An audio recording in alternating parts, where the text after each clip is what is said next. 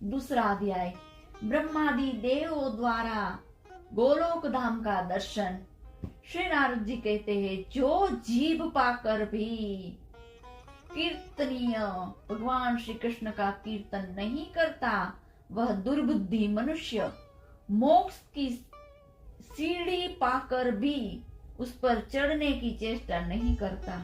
राजन, अब इस वराह कल्प में धराधाम पर जो भगवान श्री कृष्ण का पदार्पण हुआ है और यहाँ उनकी जो जो लीला हुई है वह सब मैं तुम्हें कहता हूँ, सुनो। बहुत पहले की बात है। दानव, दैत्य, आसुर स्वभाव के मनुष्य और दुष्ट राजाओं के बाहर से अत्यंत पीड़ित हो पृथ्वी गौ का रूप धारण करके अनाथ की भांति रोती बिलखती हुई अपनी आंतरिक व्यथा निवेदन करने के लिए ब्रह्मा की शरण में गई। उस समय उसका शरीर कांप रहा था। वहां उसकी कष्ट कथा सुनकर ब्रह्मा जी ने उसे धीरज बंधाया और तत्काल समस्त देवताओं और शिव जी को साथ लेकर वे भगवान नारायण के वैकुंठ धाम में गए। जहां जाकर ब्रह्मा जी ने चतुर्भुज भगवान विष्णु को प्रणाम करके अपना सारा अभिप्राय निवेदन किया। तब लक्ष्मीपति भगवान विष्णु उन उद्विग्न देवताओं तथा ब्रह्मा जी से इस प्रकार बोले। भगवान ने कहा, ब्राह्मण, साक्षात भगवान श्री कृष्ण ही अगणित ब्रह्मांडों के स्वामी परमेश्वर अखंड स्वरूप तथा देवातीत है। उनकी लीलाएं अनन्य एवं अनिवर्चनीय है। उनकी कृपा बिना यह कार्य कदापि सिद्ध नहीं होगा। अतः तुम उन्हीं के अविनाशी एवं परम उज्जवल धाम में शीघ्र जाओ। ब्रह्मा जी बोले, प्रभु, आपके अतिरिक्त कोई दूसरा भी परिपूर्णतम तत्व है? यह मैं नहीं जानता। यदि कोई दूसरा भी आपसे उत्कृष्ट परमेश्वर है तो मैं उसके लोक का मुझे दर्शन कराइए। श्री नारद जी कहते हैं कि ब्रह्मा जी के इस प्रकार कहने पर परिपूर्ण भगवान विष्णु ने संपूर्ण देवताओं के सहित ब्रह्मा जी को ब्रह्मांड शिखर पर विराजमान गोलोक धाम का मार्ग दिखलाया। वामन जी के बाएं पैर के अंगूठे से ब्रह्मांड के शिरोभाग का भेदन हो गया था। हो जाने पर वो सिद्ध हुआ। वह ब्रह्म द्रव्य यानी कि नित्य अक्षय नीर परिपूर्ण था। सब देवता उसी मार्ग से वहां के लिए नियत यानी जलायान द्वारा बाहर निकले। वहां ब्रह्मांड के ऊपर पहुंचकर उन सब ने नीचे की ओर उस ब्रह्मांड को कलिंग बीम तंबू की भांति देखा, तुम्बे के भांति। इसके अतिरिक्त अन्य भी बहुत से ब्रह्मांड उसी जल में इंद्रायण फल के सदृश इधर उधर लहरों में लुढ़क रहे थे। कितने ब्रह्मांड इधर उधर लहरों में लुढ़क रहे थे। यह देखकर सब देवताओं को विस्मय हुआ। वे चकित हो गए। वहां से करोड़ों योजन ऊपर 8 नगर मिले। 8 नगर जिसके चारों ओर दिव्य चहार दीवारी शोभा बढ़ा रही थी और झुंड के झुंड रत्नादिमय वृक्षों से उन पुरियों की मनोरमता बढ़ रही थी। वही ऊपर देवताओं ने विरजा नदी का सुंदर तट देखा। विरजा नदी जिससे विरजा की तरंगे टकरा रही थी। वह तट प्रदेश उज्जवल रेशमी वस्त्र के समान शुभ्र दिखाई देता था।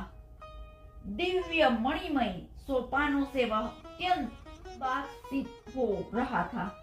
तट की शोभा देखते और आगे बढ़ते हुए वे देवता उस उत्तम नगर में पहुंचे जो अनंत कोटि सूर्य की ज्योति का महान पुंज जान पड़ता था। उसे देखकर देवताओं की आंखें चौंधिया गई। तेज को पराभूत हो जाते कि यहाँ तहाँ खड़े हो रहे। तब भगवान विष्णु की आज्ञा के अनुसार उस तेज को प्रणाम करके ब्रह्मा जी उसका ध्यान करने लगे। उसी ज्योति के भीतर उन्होंने एक परम शांतिमय साकार धाम देखा। उसमें परम अद्भुत कमल नाल के समान धवल वर्ण 1000 मुख वाले महान शेषनाग का दर्शन करके धवल वर्ण, धवल એટલે सफेद, सफेद मुख वाला 1000 मुख वाले महान शेषनाग का दर्शन करके सभी देवता ने उन्हें प्रणाम किया।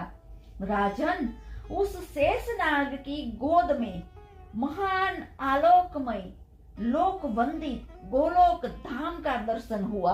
राजन, उस शेषनाग की गोद में महान आलोकमय लोक वंदित गोलोक धाम का दर्शन हुआ, जहां धामाभिमानी देवताओं के ईश्वर तथा गणनाशीलों में प्रधान काल का भी कोई वश नहीं चलता। वहां माया भी अपना प्रभाव नहीं डाल सकती। मन, चित्त, बुद्धि, अहंकार, 16 विकार तथा महत्व भी वहां प्रवेश नहीं कर सकते। फिर तीनों गुणों के विषय में तो कहना ही क्या। वहां कामदेव के समान मनोहर रूप, लावण्य, शालिनी, श्याम सुंदर विग्रहा श्री कृष्ण पार्षदा द्वारपाल का कार्य करती थी। कृष्ण पार्षदा द्वारपाल का कार्य करती थी। यहाँ देवताओं के द्वार के भीतर जाने के लिए उद्यत देख उन्होंने मना किया। देवता बोले, हम सभी ब्रह्मा, विष्णु, शंकर नाम के लोकपाल और इंद्र आदि देवता है, भगवान श्री कृष्ण के दर्शनार्थ यहाँ आए हैं। श्री नारद जी कहते हैं, देवताओं की बात सुनकर उन सखियों ने, जो श्री कृष्ण की द्वारपालिकाएं थी, श्रेष्ठ अंतःपुर में जाकर देवताओं की बात कह सुनाई। तब एक सखी जो चंद्रानना नाम से विख्यात थी, जिसके वस्त्र पीले थे और हाथ में बेत की छड़ी लिए थी, बाहर आई और उन देवताओं से उनका अभिष्ट प्रयोजन पूछा। शतचंद्रनाना बोली, यहाँ पधारे हुए आप सब देवता किस ब्रह्मांड के अधिपति है, यह शीघ्र बतलाइए, तब मैं भगवान श्री कृष्ण को सूचित करने के लिए उनके पास जाऊंगी। देवताओं ने कहा, ओहो, यह तो बड़े आश्चर्य की बात है। क्या अन्य ब्रह्मांड भी है? हमने तो इन्हें कभी नहीं देखा। सुबह हम तो यही जानते हैं कि एक ही ब्रह्मांड है, इसके अतिरिक्त दूसरा कोई है ही नहीं। शतचंद्रना बोली, ब्रह्मदेव, यहाँ तो विरजा नदी में करोड़ों ब्रह्मांड इधर उधर लुढ़क रहे हैं, उनमें भी आप जैसे पृथक पृथक देवता वास करते हैं। अरे, क्या आप लोग अपना नाम गांव नहीं जानते? सखी कहते, अरे क्या आप लोग अपना नाम गांव तक नहीं जानते? जान पड़ता है कभी यहाँ आए नहीं है, अपनी थोड़ी सी जानकारी में ही हर्ष से फूले उठे हैं। जान पड़ता है कभी घर से बाहर निकले ही नहीं। गोपी ने जैसे गुलेर के फलों में रहने वाले कीड़े जिस फल में रहते हैं उसके सिवा दूसरे को नहीं जानते, इसी प्रकार आप जैसे साधारण जन जिसमें उत्पन्न होते हैं एकमात्र उसी ब्रह्मांड समझते हैं। श्री नारद जी कहते हैं, राजन, इस प्रकार उपहास पात्र बने हुए सब देवता चुपचाप खड़े, कुछ न बोल सके। उन्हें चकित से देखकर भगवान विष्णु ने कहा। श्री विष्णु बोले, जिस ब्रह्मांड में भगवान कृष्ण गर्भ का सनातन अवतार हुआ है तथा त्रिविक्रम विराट रूपधारी वामन के नख से जिस ब्रह्मांड में विवर बन गया, वही हम निवास करते हैं। श्री नारद जी कहते हैं कि भगवान विष्णु की यह बात सुनकर शतचंद्रानना ने उसकी भूरी भूरी प्रशंसा की और स्वयं भीतर चली गई। फिर शीघ्र ही आई और सबको अंतःपुर में पधारने की आज्ञा देकर वापस चली गई। तदंतर संपूर्ण देवताओं ने परम सुंदर धाम गोलोक का दर्शन किया। वहां गोवर्धन नामक गिरिराज शोभा पा रहे थे। गिरिराज का वह प्रदेश उस समय वसंत का उत्सव मनाने वाली गोपियों और गौओं के समूह से घिरा हुआ था। कल्प वृक्षों और कल्प लताओं के समुदाय से सुशोभित और रास मंडल उसे मंडित अलंकृत कर रहा था।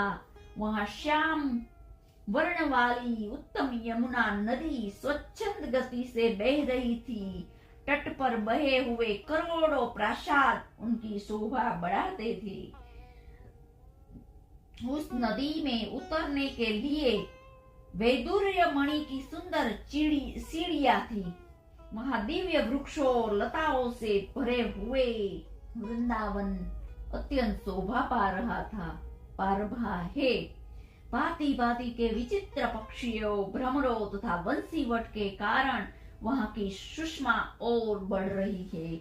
वहां सहस्त्र दल कमलों के सुगंधित परागों को चारों ओर पुनः पुनः बिखेरती हुई शीतल वायु मंद गति से बह रही है।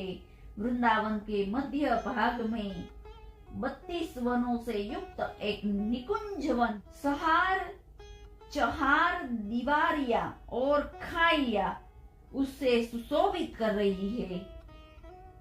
उसके आंगन का भाग लाल वर्ण वाले अक्षय वटों से अलंकृत है। पद्मराग आदि 7 प्रकार की मणियों से बनी दीवारें तथा आंगन के फर्श बड़ी शोभा पाते हैं।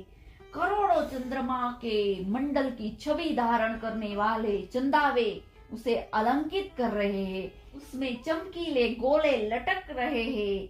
फहरती हुई दिव्य पताका एवं खिले हुए फूल मंदिरों एवं मार्गों की शोभा बढ़ाते हैं। वहां भ्रमरों के गुंजराव संगीत की सृष्टि किया करते हैं तथा मयूर और कोकिलों के कलरव सदा श्रवण गोचर होते हैं। वहां बाल सूर्य के सदृश क्रांतिमान अरुण पीत कुंडल धारण करने वाली ललनाएं शतशत चंद्रमाओं के समान गौ वर्ण से उद्भासित होती है। स्वच्छंद गति से चलने वाली वे सुंदरिया मणि रत्नमयी भीतियों में अपना मनमोहर रूप देखती हुई वहां से रत्न जड़ित आंगनों में भागती फिरती है। उसके गले में हार, बाहों में केयूर शोभा देते हैं। नुपुर और करधनी की मधुर झनकार वहां गूंजती रहती है। वे गोपांगनाएं मस्तक पर चूड़ामणि धारण किए रहती है। वहां द्वार द्वार पर कोटि कोटि मनोहर गौओं के दर्शन होते हैं। वे गौएं दिव्य आभूषणों से विभूषित है और श्वेत पर्वत के समान प्रतीत होती है। सबकी सब दूध देने वाली तथा नई अवस्था की सुशीला सुरूपा तथा सद्गुणवती है। सभी सवत्सा और पीली पूंछ की है। ऐसी भव्य रूप वाली गौएं वहां सब और विचर रही है। उसके घंटे और मंजीरों से मधुर ध्वनि होती रहती है। किंकणी झालों से विभूषित उन गौओं के सींगों में सोना मढ़ा गया है। वे सुवर्ण तुल्य हार एवं मालाएं धारण करती है। उनके अंगों से प्रभा छिटकती रहती है। सभी गौएं भिन्न भिन्न रंगों वाली है। कोई उजली, कोई काली, कोई पीली, कोई लाल, कोई हरी, कोई तांबे के रंग की और कोई चितकबरे रंग की है। किन्हीं किन्हीं का वर्ण धुएं जैसा है। बहुत सी कोयल के रंग के समान रंग वाली है। कोयल के समान रंग वाली है। दूध देने में समुद्र की तुलना करने वाली उन गौओं के शरीर पर तरुणियों के कर चिन्ह सुशोभित है, अर्थात युक्तियों के हाथों के रंगीन छिपे दिए गए हैं। हिरण के समान छलांग भरने वाले बछड़ों से उनकी अधिक शोभा बढ़ गई। विशाल शरीर वाले सांड भी इधर उधर घूम रहे हैं। उनकी लंबी गर्दन और बड़े बड़े सींग है। उन सांडों को साक्षात धर्म धुरंधर कहा जाता है। गौओं की रक्षा करने वाले चरवाहे भी अनेक हैं। उनमें से कुछ तो हाथ में बेत की छड़ी लिए हुए हैं और दूसरे के हाथ में सुंदर बांसुरी शोभा पाती है। उन सब के शरीर का रंग श्यामल है। वे भगवान श्री कृष्ण चंद्र की लीलाएं ऐसे मधुर स्वर में गाते हैं कि उसे सुनकर कामदेव भी मोहित हो जाता है। उस दिव्य निज निकुंज को संपूर्ण देवताओं ने प्रणाम किया और भीतर चले गए। वहां उन्हें 1000 दल वाला बहुत बड़ा कमल दिखाई दिया। वह ऐसा सुशोभित था मानो प्रकाश का पुंज।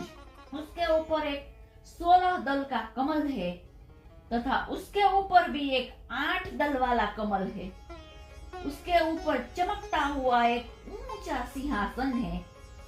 3 सीढ़ियों से संपन्न वह परम दिव्य सिंहासन कौस्तुभ मणि से जड़ित होकर अनुपम शोभा पाता है। उसी पर भगवान श्री कृष्ण चंद्र श्री राधिका जी के साथ विराजमान है।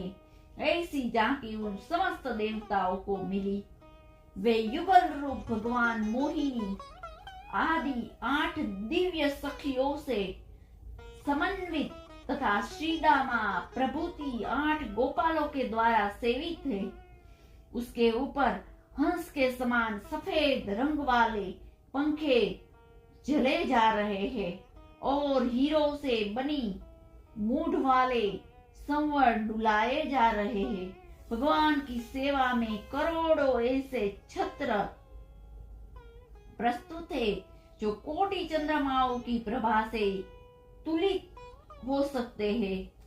भगवान श्री कृष्ण के वाम भाग में विराजमान श्री राधिका जी से उनकी बाईं भुजा सुशोभित है। भगवान ने स्वेच्छा पूर्वक अपने दाहिने पैर को टेढ़ा कर रखा है। वे हाथ में बांसुरी धारण किए हुए हैं। उन्होंने मनोहर मुस्कान से भरे मुखमंडल और भ्रुकुटी विलास से अनेकों कामदेव को मोहित कर रखा है। उन श्री हरि की मेघ के समान श्यामल क्रांति है। कमल दल की भांति बड़ी विशाल उनकी आंखें हैं। घुटनों तक लंबी भुजाओं वाले वे प्रभु अत्यंत पीले वस्त्र पहने हुए हैं। भगवान गले में सुंदर वलमाला धारण किए हुए हैं, जिस पर वृंदावन में विचरण करने वाले मतवाले भौरों की गुंजार हो रही है। पैरों में घुंघरू और हाथों में कंकण की छटा छिटक रही है। अति सुंदर मुस्कान मन को मोहित कर रही है। श्रीवत्स का चिन्ह, बहुमूल्य रत्न से बड़े हुए किरीट, कुंडल, बाजूबंद और हार यथास्थान भगवान की शोभा बढ़ा रहे हैं। भगवान श्री कृष्ण के इसे दिव्य दर्शन प्राप्त कर संपूर्ण देवता आनंद के समुद्र में गोता खाने लगे। अत्यंत हर्ष के कारण उनकी आंखों से आंसुओं की धारा बह चली। तब संपूर्ण देवताओं ने हाथ जोड़कर विनीत भाव से मूर दैत्य के शत्रु उन परम पुरुष श्री कृष्णचंद्र को प्रणाम किया। तीसरा अध्याय। भगवान श्री कृष्ण के श्री विग्रह में श्री विष्णु आदि का प्रवेश और देवताओं द्वारा भगवान की स्तुति, भगवान का अवतार लेने का निश्चय और श्री राधा की चिंता और भगवान का उन्हें सांत्वना प्रदान करना।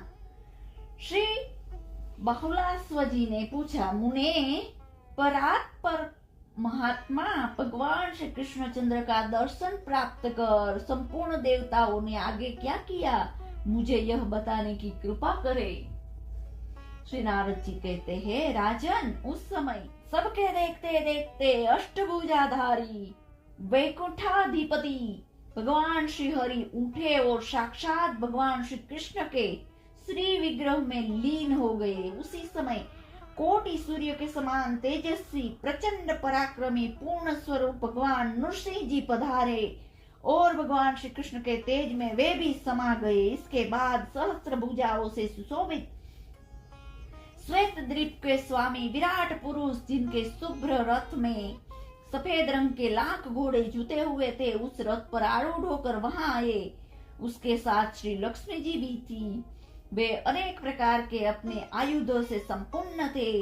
पार्षदगण चारों ओर से उनकी सेवा में उपस्थित थे। भगवान भी उसी समय श्री कृष्ण के श्री विग्रह में सहसा प्रविष्ट हो गए।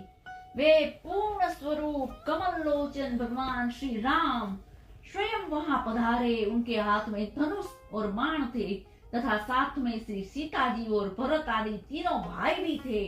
उनका दिव्य रथ 10 करोड़ सूर्य के समान प्रकाशमान था। उस पर निरंतर संवट डुलाए जा रहे थे। असंख्य वानर युद्धपति उनकी रक्षा कार्यों में संलग्न थे। उस रथ के 1 लाख चक्कों से मेघों की गर्जना के समान गंभीर ध्वनि निकल रही थी। उस पर लाख ध्वजाएं फहरा रही थी। उस रथ में लाख घोड़े जुते हुए थे। वह रथ सुवर्णमय था। उसी पर बैठकर भगवान श्री राम वहां पधारे। वे भी श्री कृष्णचंद्र के दिव्य विग्रह में लीन हो गए। फिर उसी समय साक्षात यज्ञ नारायण श्री हरि वहां पधारे, जो प्रलय काल की ज्वाला जाज्वल्यमान अग्निशिखा के समान उदासित हो रहे थे। देवेश्वर यज्ञ अपनी धर्म पत्नी दक्षिणा के साथ ज्योतिर्मय रथ पर बैठे हुए दिखाई देते थे। वे भी उस श्यामल विग्रह श्री कृष्णचंद्र में लीन हो गए। तत्पश्चात साक्षात भगवान नर नारायण वहां पधारे। उनके शरीर की कांति भी मेघ के समान श्याम थी। उनके 4 भुजाएं थी, नेत्र विशाल थे और वे भी मुनि के वेश में, जिनकी सिर की जटाजूट कौंधती हुई करोड़ों बिजलियों के समान दीप्यमान थी। उनका दिव्य मंडल सब ओर उद्भासित हो रहा था। दिव्य मुनिंद्र मंडलों से मंडित वे भगवान नारायण अपने अखंडित ब्रह्मचर्य से शोभा पाते थे। राजन, सभी देवता आश्चर्य युक्त मन से उनकी ओर देख रहे थे, किंतु वे भी श्याम सुंदर भगवान श्री कृष्ण में तत्काल लीन हो गए। इस प्रकार वे विलक्षण दिव्य दर्शन प्राप्त कर संपूर्ण देवताओं को महान आश्चर्य हुआ। उन सबको यह भली भांति ज्ञात हो गया कि परमात्मा श्री कृष्ण चंद्र स्वयं परिपूर्णतम भगवान है। तब वे उन परम प्रभु की स्तुति करने लगे। देवता बोले, जो भगवान श्री कृष्ण चंद्र पूर्ण पुरुष, परे से भी पर, यज्ञों के स्वामी, कारण के भी परम कारण, परिपूर्णतम परमात्मा और साक्षात गोलोक धाम के अधिवासी है, उन परम पुरुष श्री राधावर को हम सादर नमस्कार करते हैं। ये राधावर योगेश्वर लोग कहते हैं कि आप परम तेज पुंज है। शुद्ध अंतःकरण वाले भक्तजन ऐसा मानते हैं कि आप लीला विग्रह धारण करने वाले अवतारी पुरुष है। परंतु हम लोगों ने आज आपके जिस स्वरूप को जाना है वह अद्वैत, सबसे अभिन्न, एक अद्वितीय है। अतः आप महत्तम तत्वों एवं महात्माओं के भी अधिपति है। आप परब्रह्म परमेश्वर को हमारा नमस्कार है। कितने विद्वानों ने व्यंजना, लक्षणा और स्फोटक द्वारा आपको जानना चाहा, परंतु फिर भी वे आपको पहचान न सके, क्योंकि आप निर्दृष्ट भाव से रहित थे। अतः माया से निर्लेप आप निर्गुण ब्रह्म की हम शरण ग्रहण करते हैं। किन्हीं ने आपको ब्रह्म माना है, दूसरे लोग आपके लिए काल शब्द का व्यवहार करते हैं। कितनों की ऐसी धारणा है कि आप शुद्ध प्रशांत स्वरूप है, तथा कतिपय मीमांसक लोगों ने तो यह मान रखा है कि आप पृथ्वी पर आप कर्म रूप से विराजमान है। कुछ प्राचीनों ने योग नाम से, कुछ ने कर्ता और के रूप में आपको स्वीकार किया है। इस प्रकार सबकी परस्पर विभिन्न युक्तियां है। अतः एवं कोई भी आपको वस्तुतः नहीं जान सका, कोई भी यह नहीं कह सका कि आप यही है, ऐसे ही है। अतः आप अनिंदर्शय, अचिंत्य, अनिवर्चनीय भगवान की हमने शरण ग्रहण की है। भगवान, आपके चरणों की सेवा अनेक कल्याणों को देने वाली है। उसे छोड़कर जो तीर्थ, यज्ञ, तप का आचरण करते हैं अथवा ज्ञान के द्वारा जो प्रसिद्ध हो गए हैं, उन्हें बहुत से विघ्नों का सामना करना पड़ता है। वे सफलता प्राप्त नहीं कर सकते। भगवान, अब हम आपसे क्या निवेदन करें? आपसे तो कोई बात छिपी नहीं है, क्योंकि आप चराचर मात्र के भीतर विद्यमान है। जो शुद्ध अंतःकरण वाले एवं देह बंधन से मुक्त है, वे हम विष्णु आदि देवता भी आपको नमस्कार ही करते हैं। ऐसे आप पुरुषोत्तम भगवान को हमारा प्रणाम है, जो श्री राधिका जी के हृदय को सुशोभित करने वाले सुंदर चंद्रहार है, गोपियों के नेत्र और जीवन के मूल आधार है तथा ध्वजा की भांति गोलोक धाम को अलंकृत कर रहे हैं। वे आदिदेव भगवान, आप संकट में पड़े हुए हम देवताओं की रक्षा करें। भगवान, आप वृंदावन के स्वामी हैं, गिरिराजपति भी कहलाते हैं। आप व्रज के अधिनायक हैं, गोपाल के रूप में अवतार धारण करके अनेक प्रकार की नित्य विहार लीलाएं करते हैं। श्री राधिका जी के प्राण वल्लभ एवं श्रुतिधरों के भी आप स्वामी हैं। आप ही गोवर्धनधारी हैं। अब आप धर्म के भार को धारण करने वाली इस पृथ्वी का उद्धार करने की कृपा करें। श्री नारद जी कहते हैं कि इस प्रकार स्तुति करने पर गोकुलेश्वर साक्षात भगवान कृष्णचंद्र प्रणाम करते हुए देवताओं को संबोधित करके मेघ के समान गंभीर वाणी में बोले। श्री कृष्ण भगवान ने कहा, ब्रह्मा, शंकर एवं अन्य देवताओं, तुम सब मेरी बात सुनो। मेरे आदेशानुसार तुम लोग अपने अंशों से देवियों के साथ यदुकुल में जन्म धारण करो। मैं भी अवतार लूंगा और मेरे द्वारा पृथ्वी का भार दूर होगा। मेरा वह अवतार यदुकुल में होगा और मैं तुम्हारे सब कार्य सिद्ध करूंगा। वेद मेरी वाणी, ब्राह्मण मुख और गौएं मेरा शरीर है। आप सभी देवता मेरे अंग है। साधु पुरुष तो हृदय में वास करने वाले मेरे प्राण ही है।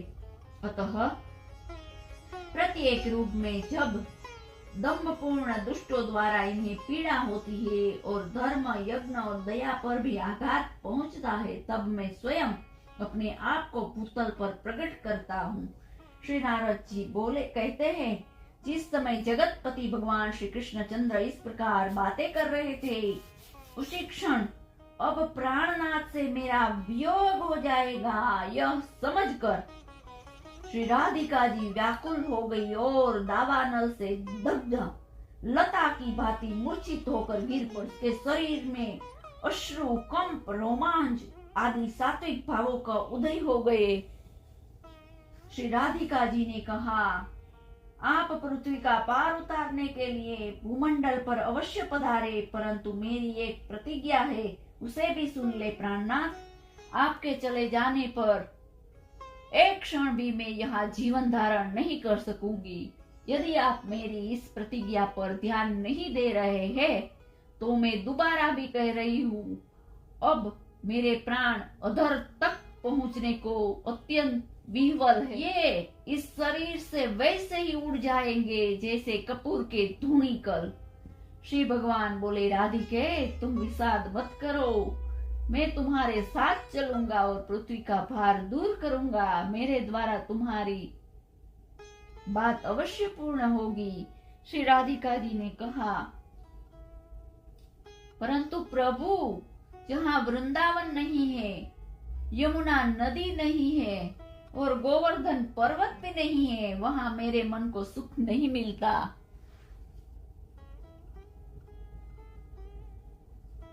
यत्र वृंदावनं नास्ति नात्र यत्रो नो यमुना नदी, यत्र गोवर्धनो नास्ति तत्र मे न मनः सुखम। ये लाडली।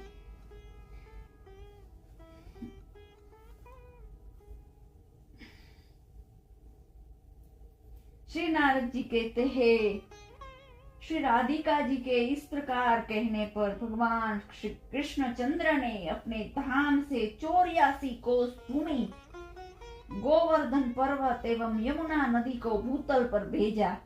उस समय संपूर्ण देवताओं के साथ ब्रह्मा जी ने परिपूर्णतम भगवान श्री कृष्ण को बार बार प्रणाम करके कहा। श्री ब्रह्मा जी ने कहा, भगवान, मेरे लिए कौन स्थान होगा? आप कहाँ पधारेंगे तथा यह संपूर्ण देवता कहाँ उत्पन्न होकर किन गृहों में रहेंगे और किन किन नामों से इनकी प्रसिद्धि होगी? श्री भगवान ने कहा, मैं स्वयं वसुदेव और देवकी के यहाँ प्रकट होऊंगा। मेरे कला स्वरूप ये शेष रोहिणी के गर्भ से जन्म लेंगे, इसमें संशय नहीं है। साक्षात लक्ष्मी राजा भीष्मक के घर पुत्री रूप से उत्पन्न होगी। इसका नाम रुक्मणी होगा और पार्वती जाम्बुवती के नाम से प्रकट होगी। तुलसी सत्या के नाम के रूप में अवतरित होगी और पृथ्वी सत्यभामा के रूप में प्रकट होगी। यज्ञ पुरुष की पत्नी दक्षिणा देवी वहाँ लक्ष्मण नाम धारण करेंगी। यहाँ जो विरजा नाम की नदी है वह कालिंदी नाम से विख्यात होगी। भगवती लज्जा का नाम भद्रा होगा और समस्त पापों का प्रशमन करने वाली गंगा मित्र वृंदा नाम धारण करेगी। जो इस समय कामदेव है वे ही रुक्मणी के गर्भ से पद्युम्न रूप में उत्पन्न होंगे और पद्युम्न के घर तुम्हारा अवतार होगा। उस समय तुम्हें अनिरुद्ध कहा जाएगा, इसमें कुछ भी संदेह नहीं है। ये वसु जो द्रोण के नाम से प्रसिद्ध है व्रज में नंद होंगे। स्वयं इनकी प्राण प्रिया धरा देवी यशोदा नाम धारण करेगी। सुचंद्र वृषभानु बनेंगे तथा इनकी सहधर्माणी कलावती धराधाम पर कीर्ति के नाम से प्रसिद्ध होगी। फिर उन्हीं के यहाँ इन राधा जी का प्रागट्य होगा। मैं ब्रज मंडल में गोपियों के साथ सदा रास विहार करूंगा।